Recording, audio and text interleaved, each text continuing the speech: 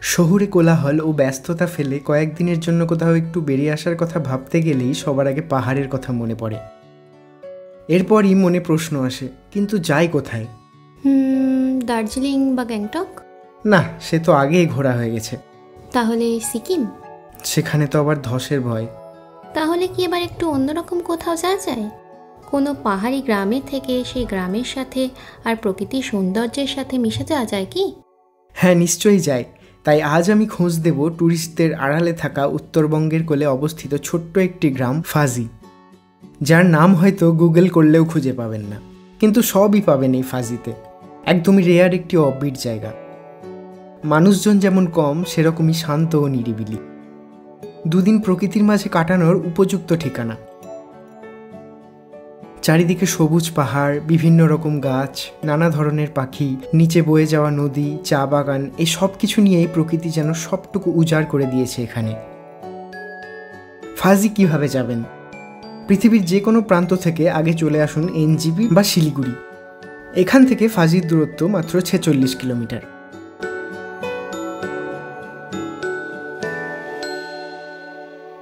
Share গাড়িতে যেতে চাইলে আপনাকে আসতে হবে কার্শিয়াং। সেখান থেকে আপনাকে গাড়ি রিজার্ভ করে যেতে হবে ফাজি। এনজেপি থেকে ফাজি গাড়ি রিজার্ভ করে গেলে ভাড়া পড়বে 2 থেকে 2,500 টাকা। সময় লাগবে প্রায় 2.5 ঘন্টা মতো। আজ আমরা দার্জিলিং থেকে ফাজি যাচ্ছি।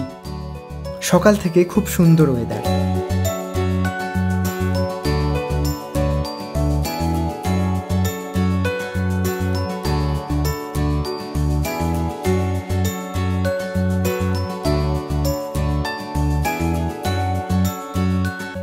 সামনেই যে পাহাড়টা দেখতে পাচ্ছেন, এটা হলো চটকপুর। পাইন ও রডোডেন্ড্রন বনাঞ্চল দিয়ে ঘেরা এই চটকপুরকে কিন্তু পাখি প্রেমীদের স্বর্গ বলা যায়। ফাজি গ্রামটা এতটাই অফবিট যে এখানে রাস্তা খুঁজে পেতেই আমাদের প্রচণ্ড হয়রান হতে হয়েছে। ড্রাইভারদাও এই রাস্তায় প্রথম আসছে।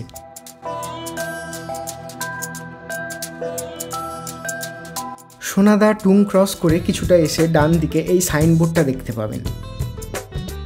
এই সরু রাস্তাটা নিচের দিকে নেমে গেলেই ফাজি। রাস্তার ডান দিকে এরকম অনেক সাইনবোর্ড দেখতে পাবেন এবং একই রকম অনেক রাস্তা নিচের দিকে নেমে গেছে। তাই সাইনবোর্ডটা অবশ্যই লক্ষ্য রাখবেন এবং আপনার ড্রাইভারকেও লক্ষ্য রাখতে বলবেন। দরকার পড়লে এই সাইনবোর্ডটার একটা স্ক্রিনশট নিয়ে রাখুন, পরে কাজে লাগবে। হোমস্টের সাথে যোগাযোগ করা যাচ্ছিল না, হয়তো সেখানে নেটওয়ার্ক ভালো নেই। কিছুটা এগোতেই রাস্তাটা দুভাগে ভাগ হলো। এখানেও ফাজি যাওয়ার কোনো সাইনবোর্ড নেই। লোকাল লোককে জিজ্ঞাসা করে বাঁ দিকের রাস্তাটা ধরলাম।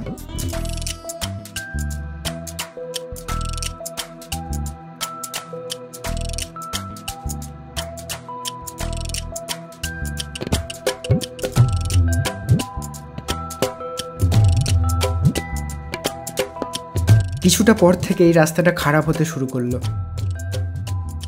এই পাহাড়ি রাস্তা খারাপ দেখে কখনো উদাস হবেন না। এটা মনে রাখবেন যে এই রাস্তা যত খারাপ হবে, সেখানকার প্রাকৃতিক সৌন্দর্য তত ভালো হবে, সেই গ্রামও তত বেশি নির্জন হবে।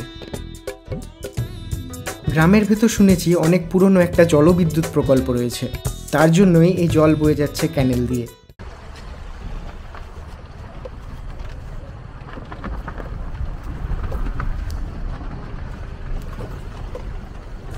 নীল আকাশ, আলতো করে ভেসে থাকা মেঘ, উঁচু নিচু পাহাড়, স্নিগ্ধ হিমেল পরশে পৌঁছে গেলাম গন্তব্যে।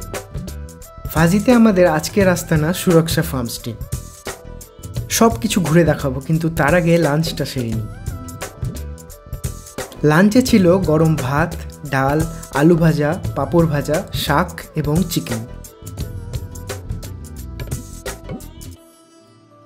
পেট পুজো সেরে বেরিয়ে পড়লাম গ্রামটা ঘুরতে।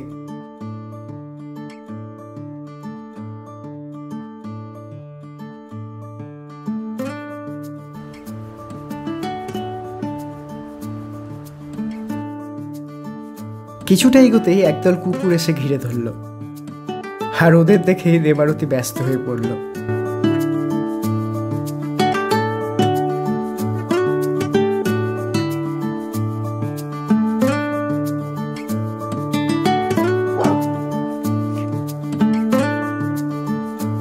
ওদের সাথে একটু খেলা করে আমরা আবার এগিয়ে গেলাম।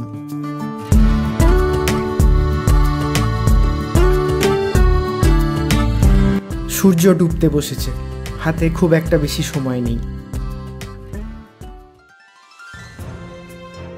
অনেকটা পথ পেরোনোর সব ক্লান্তি ধুয়ে মুছে সাফ।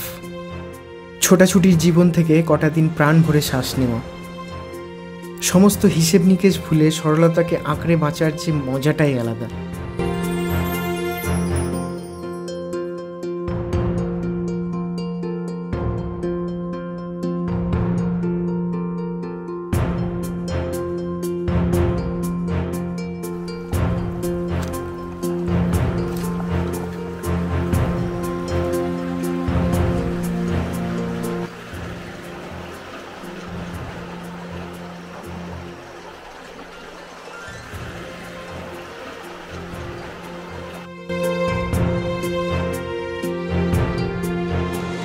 বেরোনোর আগে হোমস্টে থেকে বলেছিল যে বেশি দূর যেতে না, মাঝে মধ্যে বন্যজন্তুর দেখা পাওয়া যায় এখানে।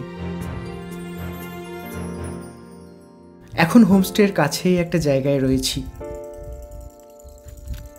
সূর্য তখন ডুবে গেছে, খুব তাড়াতাড়ি অন্ধকার নেমে এলো পাহাড়ের কোলে। সামনের পাহাড়ে টিমটিম করে আলো জ্বলছে, চারিদিক নিস্তব্ধ। ঝিঝি পোকার ডাক শোনা যাচ্ছে মাঝে মধ্যে। রাতের অন্ধকারে পাহাড়ের নীরবতায় ব্যালকনিতে বসে থাকা, আকাশে ঝিকমিক করছে তারারা। সব ভুলে ফিরে পেলাম, খুঁজে পেলাম নিজেদের। আর আমাদের শ্রোতা ছিল রাতের ফাজি। রাতে ডিনার করে নিলাম তাড়াতাড়ি। ডিনার ছিল ভাত, ডাল, 2 রকম সবজি এবং ডিমের কারি।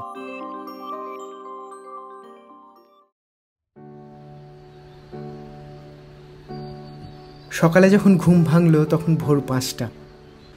অনেকদিন পর আবার একটা কোলাহল মুক্ত সকাল। আমরা আবার বেরিয়ে পড়লাম গ্রামটা ঘুরে দেখতে। কোথাও বেড়াতে এসে হোটেল হোমস্টেতে বসে থাকা আমার একদম পোষায় না। সুযোগ পেলেই বেরিয়ে পড়ি এদিক ওদিক। গতকাল যেখানে দাঁড়িয়ে পাহাড়ের সন্ধ্যানামা দেখেছিলাম, এখন সেখানেই যাচ্ছি। কার্শিয়াংয়ের সেপাইধুরা চা বাগানের মধ্যে অবস্থিত ছোট্ট এই গ্রাম ফাজি। পাহাড়, জঙ্গল, নদী, চা বাগান সব কিছু নিয়েই প্রকৃতি যেন তার সবটা উজাড় করে দিয়েছে এখানে। শহুরে কোলাহল, ব্যস্ততায় দমবন্ধ হয়ে আসা মন পাহাড়ে আসতে চায় বারবার। আর তাই তো নবাবী শহর থেকে সোজা ছুটে চলা প্রকৃতির ক্যানভাসে, কটা দিন একটু প্রাণ ভরে নিঃশ্বাস নিতে।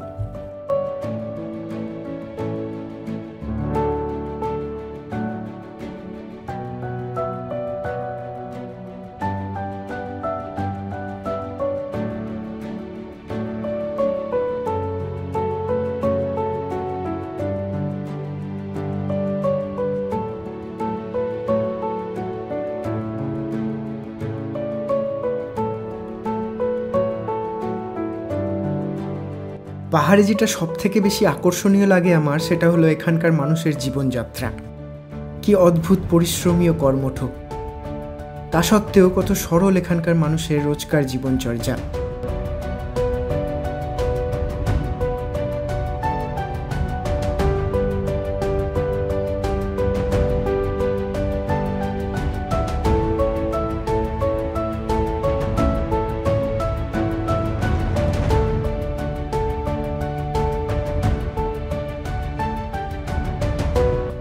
সুরক্ষা ফার্মস্টেতে মোট 2টো রুম আছে। ওই ওপরের রুমটায় আমরা ছিলাম।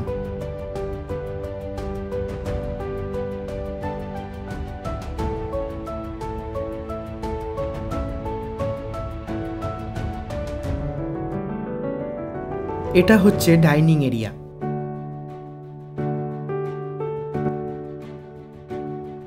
ডাইনিং এর পাশ দিয়ে একটা সিঁড়ি ওপরে উঠে গেছে।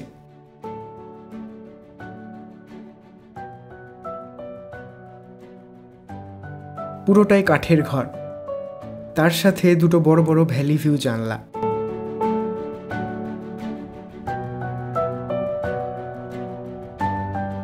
এত সুন্দর হওয়া সত্ত্বেও একটাই ড্রব্যাক, উপরের রুমে অ্যাটাচ বাথরুম নেই। তবে নিচের রুমে রয়েছে। তাই শুরুতে ওপরের রুমে থাকলেও পরে আমরা নিচের রুমে শিফট করে যাই।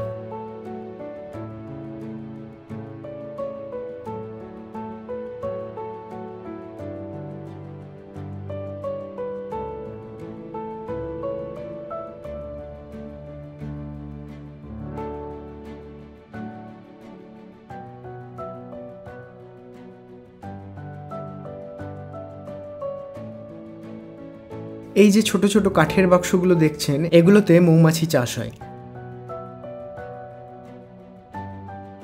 এখানে এসে অনেক রং বেরঙের মদ দেখতে পেলাম, দেখতে খুব সুন্দর ছিল।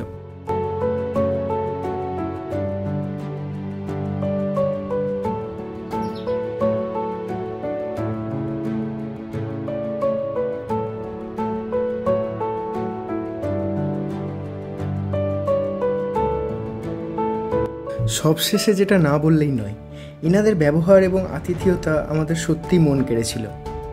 এরকম হাসি মুখে সব সময় আমাদের আবদার পূরণ করে গেছে।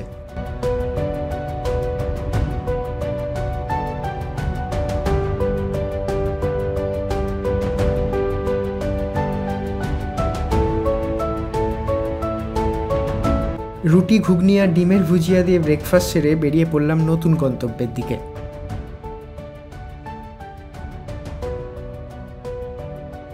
পাহাড় থেকে শহরে ফেরার সময় যতই নাগরিক জীবনের দিকে এগোচ্ছিলাম, মনে হচ্ছিল শরীর টানছে না।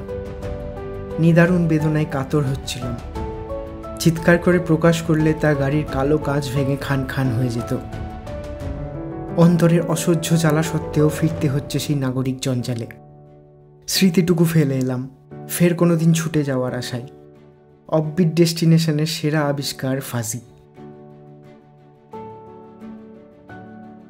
এরপর আমরা কোথায় যাচ্ছি জানতে সাবস্ক্রাইব করে নিন আমাদের চ্যানেল ট্রাভেলিং আওয়ার্সকে। তাহলে আমরা যখনই কোনো ভিডিও আপলোড করব আপনার কাছে নোটিফিকেশান পৌঁছে যাবে। আর ভিডিওটা যদি ভালো লেগে থাকে তাহলে একটা লাইক করবেন এবং প্রিয়জনের সাথে শেয়ার করতে ভুলবেন না। তাহলে ভালো থাকুন, সুস্থ থাকুন আর দেখতে থাকুন ট্রাভেলিং আওয়ার্স। ধন্যবাদ।